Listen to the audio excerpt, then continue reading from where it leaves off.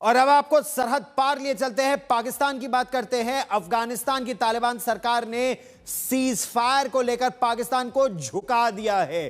Qatar की मध्यस्थता में हुए सीज फायर के ड्राफ्ट से पाकिस्तान और कतर दोनों को बॉर्डर शब्द हटाना पड़ा है। दरअसल अफगानिस्तान उस ड्यूरेंड लाइन को, अफगानिस्तान पाकिस्तान सीमा को मानता ही नहीं है जिसे पाकिस्तान और अफगानिस्तान का बॉर्डर अंग्रेज बताया करते थे। ऐसे में जब कतर में सीज फायर का ड्राफ्ट बनाया गया तो अब अफगानिस्तान ने आपत्ति जताई कि यह बॉर्डर शब्द का इस्तेमाल क्यों किया गया है पाकिस्तान और अफगानिस्तान के बीच। तो अफगानिस्तान की आपत्ति के बाद, तालिबान की आपत्ति के बाद कतर ने बॉर्डर शब्द हटा दिया और पाकिस्तान में कहा जा रहा है कि पाकिस्तान की नाक कट गई। इसके बावजूद पाकिस्तान को वादा करना पड़ा कि वो अफगानिस्तान की संप्रभुता का सम्मान करेगा। पाकिस्तान की हैसियत देखिए, खुद को एकमात्र इस्लामिक परमाणु शक्ति बताता है पाकिस्तान। सच्चाई ये कि जिस तालिबान सरकार के पास ना वायुसेना है ना नौसेना है, उसके आगे पाकिस्तान को सजदा करना पड़ा, झुकना पड़ा। यही नहीं, क्योंकि यह समझौता कतर और तुर्की की दखल के बाद हुआ है, इसीलिए पाकिस्तान को 25 अक्टूबर को दोबारा बातचीत के लिए अब तुर्की जाना होगा। यानी अफगानिस्तान की ताकत के आगे पाकिस्तान एक बार फिर झुकेगा और एक दूसरे देश की पाकिस्तान इस समय धूल फांक रहा है। और अब हम आपको बताते हैं दरअसल ये पूरा विवाद है क्या, ये ड्यूरेंड लाइन क्या है जिसे अफगानिस्तान बॉर्डर मानता ही नहीं। दरअसल हम आपको अब ये मानचित्र पर दिखाते हैं कि ये ड्यूरेंड लाइन है कहां। और 1893 में एक अंग्रेज अधिकारी जिनका नाम था सर हेनरी मॉर्टिमर ड्यूरेंड, उन्होंने ये सीमा खींची थी, ये सीमा रेखा।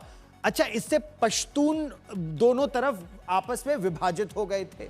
उन्होंने इस लाइन को बनाया था। अफगानिस्तान के साथ झुककर पाकिस्तान ने समझौता किस तरह से किया। दरअसल ये जो लगभग 2640 किलोमीटर लंबी सीमा खींची गई है, अफगानिस्तान और पाकिस्तान के बीच से गुजरती है ये सीमा, लेकिन इसने पश्तूनों को, यहां भी पश्तून है यहां भी पश्तून है यानी पठान, उनको आपस में विभाजित कर दिया। गांव गांव विभाजित हो गए। कई बार तो गांव, एक गांव का घर इस तरफ है, गांव का एक घर उस तरफ है। और अब मॉर्टिमर ड्यूरेंड की मंशा क्या थी? मॉर्टिमर ड्यूरेंड की मंशा यह थी कि केवल रूस का प्रभाव इस क्षेत्र में कम पड़ जाए, कि इस लाइन के इस पार रूस आए ही नहीं। लगभग 2500 किलोमीटर लंबी है यह ड्यूरेंड लाइन। समझौते का तालिबान ही नहीं, हर अफगान इसका विरोध करता है। कोई अफगान इसे नहीं मानता, क्योंकि उनका तो कहना है कि पेशावर तक वो पूरा का पूरा उन्हीं का इलाका है। जहां जहां पश्तून है वो इलाका अफगानों का है।